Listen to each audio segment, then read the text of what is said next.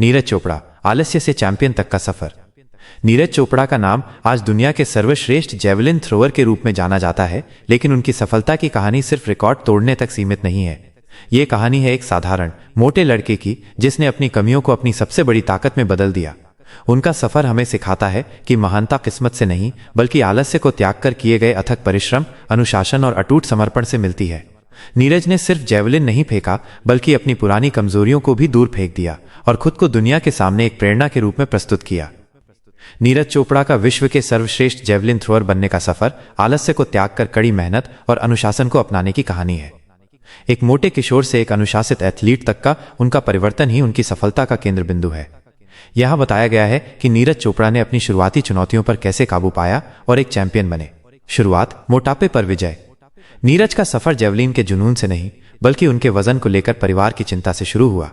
एक किशोर के रूप में उनका वजन ज्यादा था और उनके परिवार ने उन्हें फिट होने के लिए किसी खेल में शामिल होने के लिए प्रोत्साहित किया।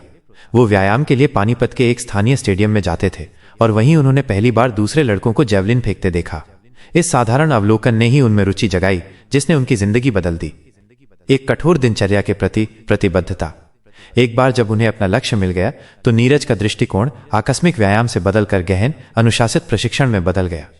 उनकी सफलता जेवलिन फेंकने के सभी पहलुओं पर केंद्रित एक कठिन फिटनेस व्यवस्था के प्रति उनकी प्रतिबद्धता का सीधा परिणाम है। इसमें शामिल है शक्ति प्रशिक्षण, स्ट्रेंथ ट्रेनिंग। उनकी कसरत दिनचर्या में मुख्य शक्ति, कोर स्ट्रेंथ, ऊपरी शरीर की ताकत, अपर बॉडी पावर और निचले शरीर की स्थिरता, लोअर बॉडी स्टेबिलिटी बनाने के लिए विभिन्न प्रकार के व्यायाम शामिल हैं। इसमें squats, snatch, weighted lunges, dumbbell raise और मेडिसिन बॉल के साथ व्यायाम शामिल हैं। वो अपनी बाहों और कोहनियों को मजबूत करने के लिए विशेष अभ्यास भी करते हैं जो जेवलिन फेंकने के लिए महत्वपूर्ण है।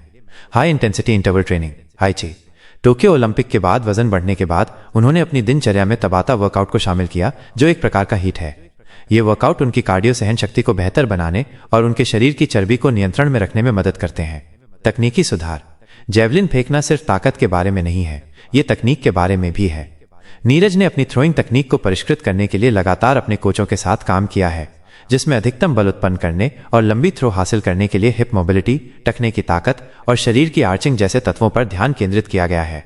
उन्होंने अपने प्रदर्शन को बेहतर बनाने और 90 मीटर के लक्ष्य को हासिल करने के लिए महान जेवलिन थ्रोअर जॉन जेलेज़नी के मार्गदर्शन में तकनीकी समायोजन भी किए हैं। रिकवरी और आराम। नीरज की प्रतिबद्धता प्रशिक्षण मैदान से परे भी है। वो रिकवरी के महत्व को समझते हैं और इसे प्राथमिकता देते हैं। उनकी दिनचर्या में ice bath, contrast bath, deep tissue massage और प्रतिदिन 8 घंटे की नींद शामिल है ताकि ये सुनिश्चित हो सके कि उनका शरीर उनके प्रशिक्षण की कठोर मांगों को संभाल सके। मानसिक दृढ़ता और धैर्य। शारीरिक प्रशिक्षण के अलावा नीरज की सफलता उनकी मानसिक शक्ति का प्रमाण है। 2019 में कोहनी की गंभीर चोट के कारण उन्हें एक बड़ा झटका लगा था, लेकिन उन्होंने दृढ़ता दिखाई और पहले से भी अधिक मजबूत होकर वापस आए। ये लचीलापन और चुनौतियों से उबरने की क्षमता उनकी कहानी का एक महत्वपूर्ण हिस्सा है। उनकी सफलता इस समझ पर बनी है कि कोई शॉर्टकट नहीं है और कड़ी मेहनत ही महानता हासिल करने का एकमात्र रास्ता है। संक्षेप में, नीरज चोपड़ा ने सिर्फ सक्रिय होने का फैसला करके अपने आलस्य को नहीं मारा। उन्होंने अनुशासन, कड़ी मेहनत और निरंतर सुधार की जीवन शैली को अपनाकर अपनी जिंदगी को बदल दिया। एक मोटे लड़के से ओलंपिक और विश्व चैंपियन बनने तक का उनका सफर एक शक्तिशाली उदाहरण है कि कैसे एक स्पष्ट लक्ष्य, एक कठोर दिनचर्या और अटूट दृढ़ संकल्प असाधारण उपलब्धियों की ओर ले जा सकता है। नीरज चोपड़ा ने आलस्य को मारा तो आप क्यों नहीं? नीरज चोपड़ा का सफर सिर्फ एक खिलाड़ी की कहानी नहीं बल्कि हर उस व्यक्ति के लिए एक चुनौती है जो अपने सपनों को आलस्य की भेंट चढ़ा रहा है।